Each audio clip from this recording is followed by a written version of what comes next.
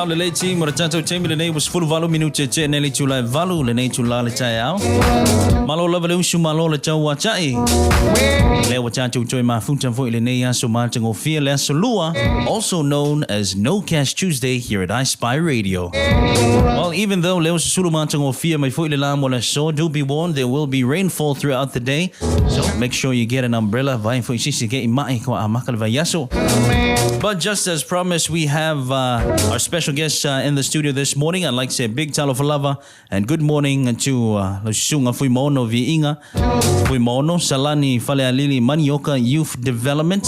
Talo for lava, sir. Welcome to the show. Good morning, and good morning to the listeners who are able to listen in to this program. This is last minute, but I'm happy to be here. Yes. Of course, this is the episode 3 of Food for Thought, and I'm just gonna lay down the foundation, tell the people a little bit more about you. It says here, Fuimaono is a mixed crop farmer and founder of the Salani Falealili Manioka Young Farmers Development. He is a former public servant, having worked in the Samoa tourism. He has also served as an ACEO in various government ministries, including the Ministry of Youth, Sports and Culture, Ministry of Women, Community and Social Development, as well as the ACEO and Director of Rehabilitation Programs and Training for the Ministry of Prisons, Corrections Services. Wow, that's quite the status you have there, good sir. But of course, tell us a little bit more about the operation and how things are going over there at Salani Falealili Manioka. Because, of course, you put out quite an article on the news not long ago that manioka is the key for Samoa's sustainability. Well, I appreciate the opportunity to be here. You know, when I received the note from Elizabeth, I see on the top and say, you have stirred up quite a bit of news on the media. You know, I laugh at it because something that never dreamed of and never thought that it will get to this point. Anyway, talking about the Manioka project, this is something that stemmed out of during the COVID-19. People were, I think people were reluctant to move, anywhere because of the COVID, here and there. And then thinking about it from my perspective as a young man growing up in the village, this is what we do. It's normal. It's normal to work in a farm, and this is what we lived on. Despite the fact that my parents were both teachers by profession, their salary was not that good in those days, but we live off the farm because that's what we do. And I think a lesson that was taught that we never anticipated as part of life later on, but it's a lesson learned from that time that really prompted me to do it. And it just because it's in me, it automatically comes to the point where when it's funny when last year, I think a year before last year, when the rice was short, and I see people running all over the place looking for. You go to a store, line up, and you ask, so the question was, why are our people running around looking for rice? And there's a lot of land sitting there with nothing on. Yeah, that's true. So again, that's what prompted me to, and also at the same time, the current government right now with their mandate to pathway to Samoa's development, and agriculture came up on the top as a priority list, where people need to push, the government need to push people to grow crops. And from my perspective, I sat there thinking, we have a lot of land, what else? Just put it down. So again, it wasn't, despite the fact that my academic background and all the career that I had, nothing really compared to what I thought it was. Yeah. Go back to the land. That's right.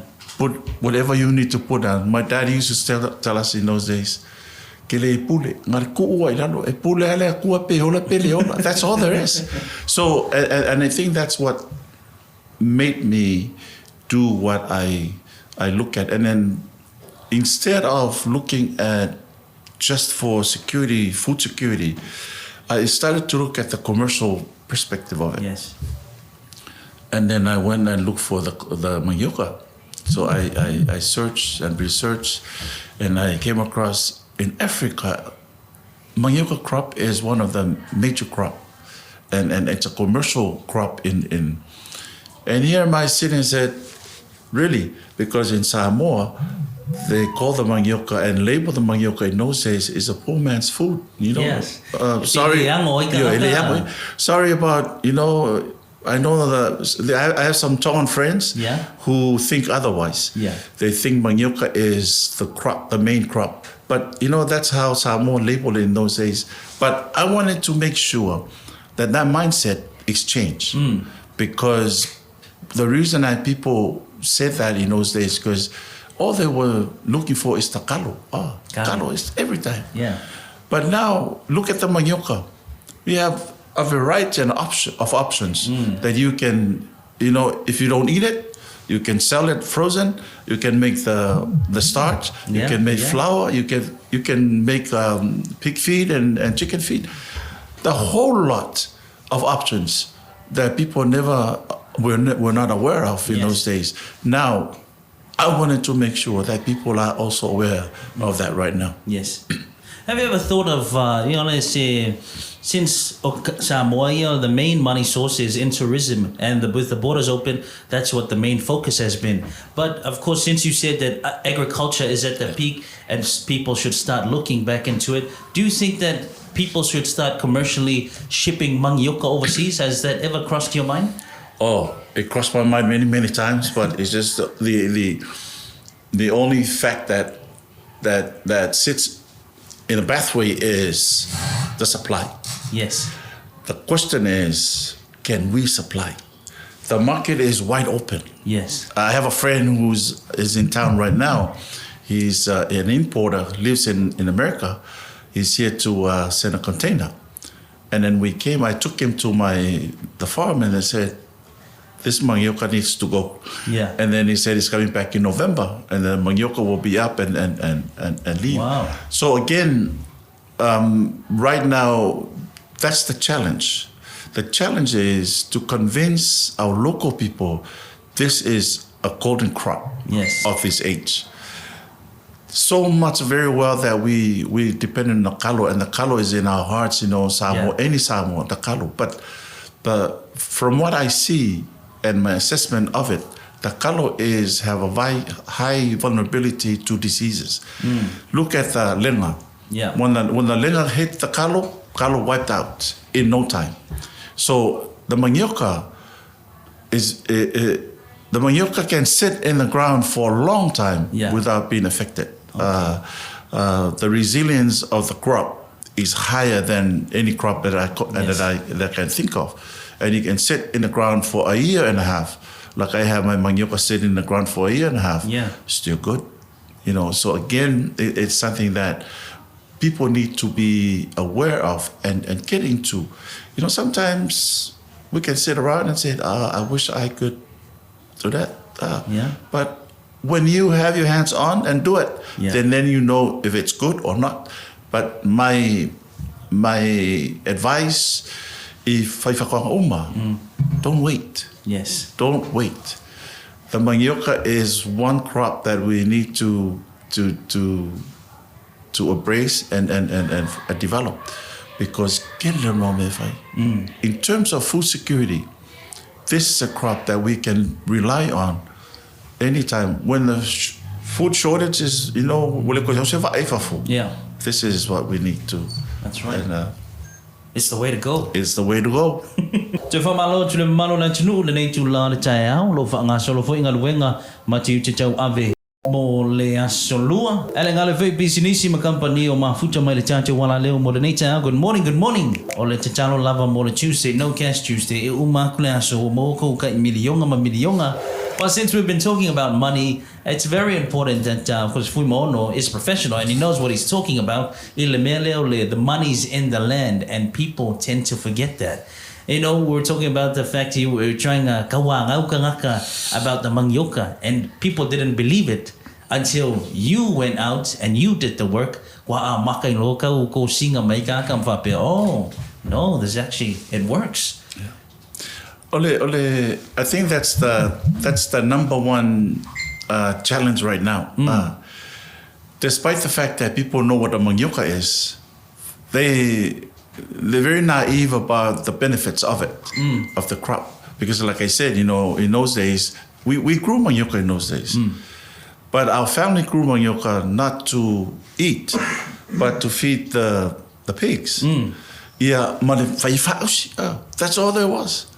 But there was nothing else beyond that until I look at it, really thought about it and researched. And I went through research in Africa, you know, through Asia, you know, these are the countries that grow the manioka as a commercial crop. Plus in the Solomon Island and Vanuatu, where we lived for 2 years, this is one of the major crop. You know, the manioka. Fiji, Tonga, this is the staple food. And from that perspective, we see that Samoa hasn't even recognized that as what everybody else.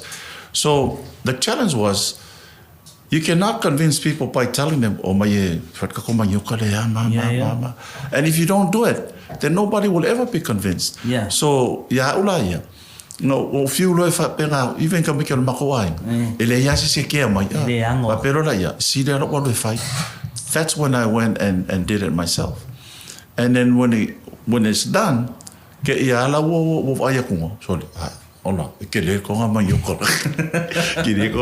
so again, this is something that, like I said, for me, see,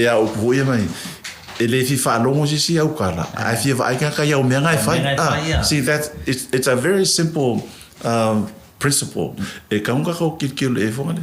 Talking about money in the ground. Okay, my dad always say, he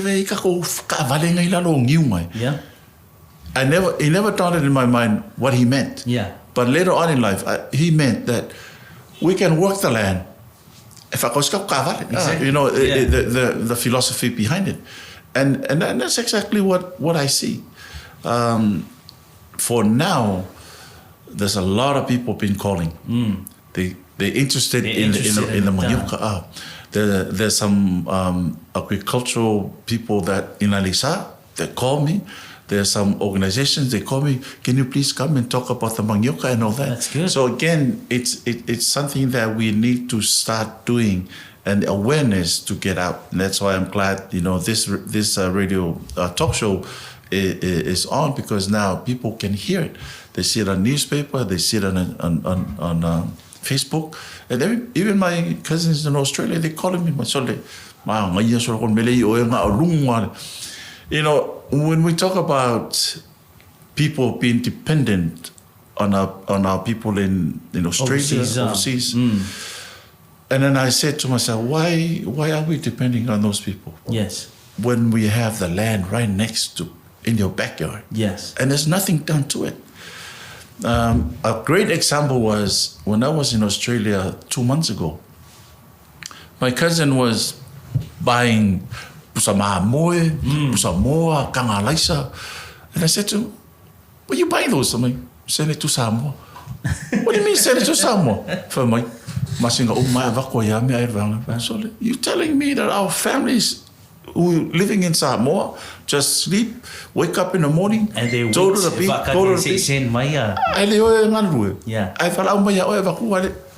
So that's another example, you know, I could think of. Man, there's a lot of things we've been blessed. Samoa is blessed with the natural resources, the land, and the ocean and everything else.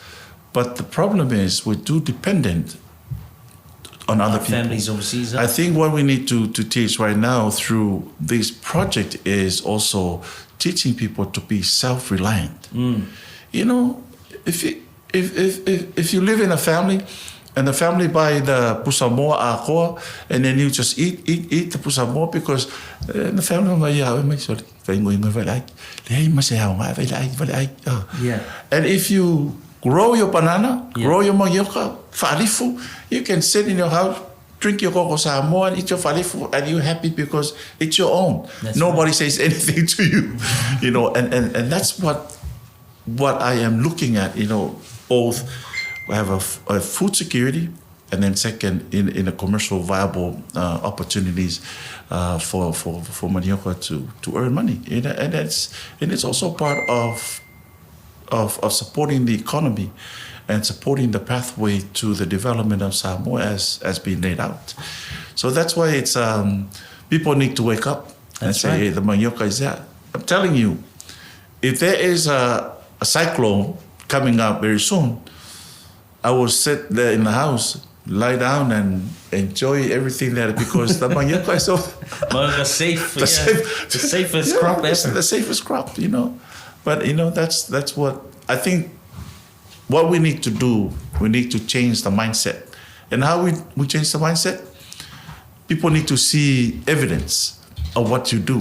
Sometimes you can preach, you can lecture, you can say whatever you want to say. Nobody will hear you, and unless they see you eat your fa'alifu manioka. And it's funny how, because sometimes, it's just to tease people. When I have a fa'alifu manioka, I put it on Facebook. And then you see people comment, it means that people do recognize that. That's right. But the problem is we're not into it. We need to make sure people, get into the groove of what needs to be done. Malo lava Fuimaono fasoa nei taou mangaia nga joke back wakakakangoi foi. Some of the issues and some of the things happening around the 685 ele ngaloi foi le tuina to leo nga o lea pai fatoanga o le manioka. Ora tatou te nei was full 5 minute on the tale le tulaiva mo le nei taou 14 minutes until 9 o'clock. Leo sulumantung o fia mai foi le la mo le nei taou. I talk back this morning with none other than Fuimaono, and of course talk about Salani Falealili Manioka Youth Development. Also, a big good morning to Sua, boss man in the studio. Good morning, Jay. Talanoa. Good morning, everybody. Good morning to guests here in the house. Sorry to barge in and crash your morning show. Oh, that's okay. It's okay. No worries. I found it very interesting. I was just sitting down and talking to Mona during the break. Regards to manioka. Because we also at Maninoa, we have manioka as well. But yeah, it's just good to hear that there's people here looking at developing and growing it a lot more. Because a lot of people don't really think much about that. Like I said earlier, our Samoan people are very naive towards the manioka. Yeah. They don't really see the manioka as a colon crop. It's just a standby crop. Like they always label it's a poor man's food. When nothing else to eat, then they turn to the manioka. It reminds me of some years ago when the onga was so spread out in Samoa. I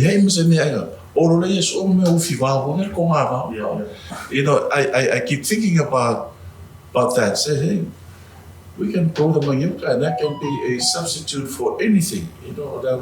Our staple food. But yes, Samoan people still, we need to make sure that people are aware that this is something that we need to capitalize on. Because the operation that you guys have over there at Salani is quite big. You said you planted more than 30,000. Wow. So I'm sorry, I missed half of your show. So I'm representing the other half of the people that are sort of just jumped in the car or just finding out what's happening. But with manioka, I've seen it before, and it grows quite wild. So, but how easy is it, or how hard is it to grow? The manioka is a lot easier than the kalo when you take care of it. The manioka will take about 8 months to harvest, but you can still put the manioka in the ground and leave it in the ground for more than a year and a half. Wow. And the reason why I'm telling this, because I have some manioka over there, a year and a half old, and when you pull it out, They're still as good as yesterday. But so again, like I said, the vulnerability of the kalo is higher than the manioka. The kalo, you can live it in six months, and then 8 months, too late. You have to pull it out, because if you don't, it will all rotten. Yeah. So that's what. The other thing about the manioka is the kalo. When you pull it out, today you cut the kepula. Yeah. Not before you evangi esel kalo I put kepula koku. Today the kepula is also gone.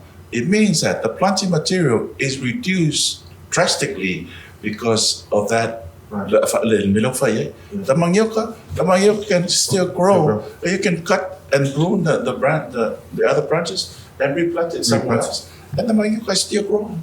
So to you, the first time is 8 months. Yes. But you can continue to yield after that. If you continue to grow straight after, you'll be yielding every month after that. You can leave them, like I said, you can leave the manioka in the ground for a year and a half, and it's still good. That's good. You got 30,000 manioka, so you have the experience. And I know a lot of people be listening. People who know me have no idea. Say, what is he talking about? Does he know what he's doing? And, you said like how good it is, but what are the challenges that you have? Do you have any, if any, of growing manioka? The only challenge I have right now is not a challenge, but looking at commercial perspective. I only have one. And I sometimes I feel that it's too overwhelmed for him. Only one looking after all these things. Yeah. That's why I go over there here and there every day, and then just help him a little bit. But that's the challenge. The second challenge is if you have pigs roaming, that's a number one enemy of the manioka. That's just not manioka. That's taro. Everything else. Everything else. Everything on the land. I'm telling you, the manioka is the favorite. It attracts the pigs more than the cattle. So that's a good thing about what we do right now, because there are no roaming pigs in our village. So that's a benefit. But that's the number one enemy. The number two enemy is the rats. Especially when you grow the manioka in a rocky surface, because the rats are sleeping in between the rocks. That's another enemy. Besides those, manioka is just like the resilience of the crop is higher than any crop that I can see. It's just, I have no worry about it. Even the weeds, the manga, you had to clear it probably 3 times before you eat it. The manioka, the only time that you need to worry about is when you clear the land to plant. Once the manioka is growing, then it covers, and then you thin out the grass. Wow. So that's one benefit. So the only thing you do is just pull out the wild weeds that are growing within. But everything else, it's easy. But the only thing right now at this stage is for me to go and trim 30,000. 35. It will take 2 weeks. So when you say 30,000, is that a normal size, or is that a small size or a big size? Well, compared to Samoa, that's pretty much a big size, because there's nobody else. Yeah. Except for Dr. Yu up in Nu'u. He's doing a manioka farm because to supply his the pig feed factory. So, but anybody else outside of that, I think I'm the only one who has done this big size. But compared to other commercial farm in other countries, this is just small. I guess that's where my question was, because we were talking off there that you one of the reasons why we do this, of course, is for our livelihood. Of course, feed ourselves, but at the same time, looking for an income, and you're looking at exporting. So as I was saying, so the scale of this, as far as if you're looking at exporting, is this a good size, or is this not a or you need more? Well, right now the 30,000, not enough. And I'm telling you, the market is huge. New Zealand, Australia, United States. The market for the manioka is huge. And if we had to supply manioka from here, the 30,000 is not even enough. So And also, again, not only that, like I said, my ultimate goal is to build a small-scale flour mill. Right. And if we had to supply the flour continuously, 30,000 is not enough. My goal right now is by the end of the year, we should have about at least 100,000 at the end of the year. So that's what we do right now with our association, is to push them to plant the manioka. So definitely if you're going overseas, I was just in New Zealand and I started seeing manioka inside the shops, frozen manioka. Yeah. So it's starting to make its way into the market as another alternative to taro and banana and everything else. But you're saying that it's not enough. Are you looking at having other people grow it and then you come together to put together the supply of the amount overseas? Or right now, like I said earlier, the problem right now. Sorry, sort of come in and restarted everything. The problem right now is trying to convince people to take on the manioka production, because it's really hard for people to be convinced. That's why I wanted to do it myself, to see it in a very small scale, compared to everybody else, outside. But this is big enough for people to see that we mean what we want to do. So again, what we need to do right now is to convince. What I do is to collect and form an association within our own village. I wanted to start with my family, but I see the young people kind of float away, no interest. Yes. Yeah. So now we form a new association of manioka growers, with the intention that with these programs, it will provide awareness, for everybody else. Well, what we're talking right now is some people already called me, inquiring about the manioka, if I can come and talk to them about the manioka. And I says, sure, anytime. I went to Savai'i, a family called me from Savai'i. I went to Savai'i and talked about it. People from Malaysia, some organizations, they call me. But again, this is what we want to do right now, because if they see it, then there's a tendency that they will do it. And if they hear it, they tend to forget.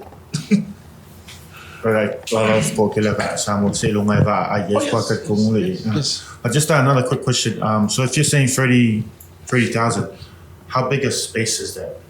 2 meters each. I mean, I'd say 20 Land. acres. so you're looking about 20 acres to do 30,000.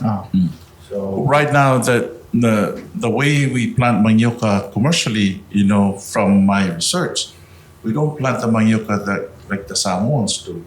They have 4 in one poe. Not anymore.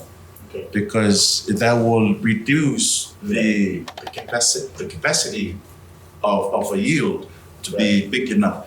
What we do right now, only one about this big, make sure it gets enough. just put it down.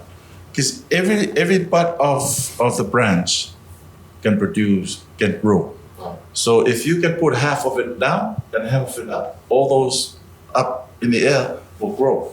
So again, we use a different method, and I think it's more commercialized that way rather than putting it all together in one little spot. Marolava Faso, Marolava Sua for your inputs into the topic. To repeat everything that you guys have already talked about, maybe for the benefit of us who've just tuned in. Oh, but it's good. It's good that we're talking about it. I think It's very interesting. You mentioned tourism. You also mentioned tourism earlier. I'm a tourism person. I know what tourism is all about. Yeah. But again, we think about the tourism, but we also, the priority is we take care of ourselves first, our local people first. Because if our local people are not taken care of first, how can we take care of the tourists who are coming in? Nice. This is what it is. Exactly right. So, with I think in close, I'm not sure if we're ending this. I just need to say this. What people are listening is this.